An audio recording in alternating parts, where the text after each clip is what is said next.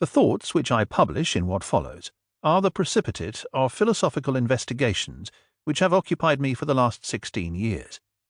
They concern many subjects: the concepts of meaning, of understanding, of a proposition, of logic, the foundations of mathematics, states of consciousness, and other things.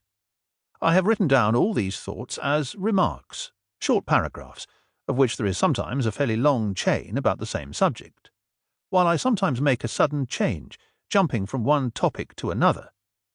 It was my intention at first to bring all this together in a book whose form I pictured differently at different times.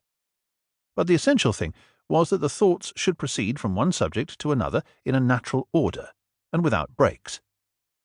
After several unsuccessful attempts to weld my results together into such a whole, I realized that I should never succeed. The best that I could write would never be more than philosophical remarks.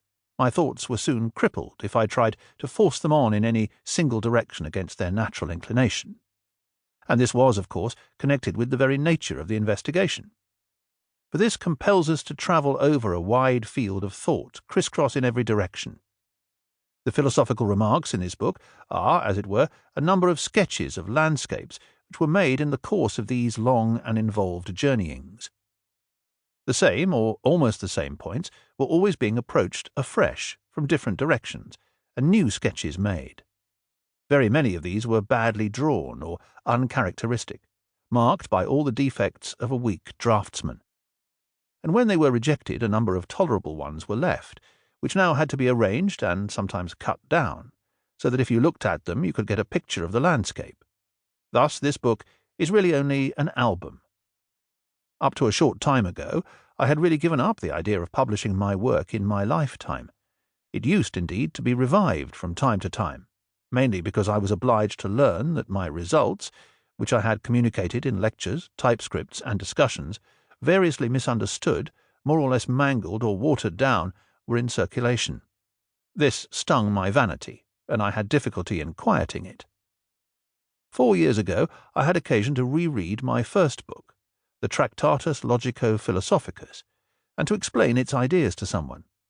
It suddenly seemed to me that I should publish those old thoughts and the new ones together, that the latter could be seen in the right light only by contrast with and against the background of my old way of thinking.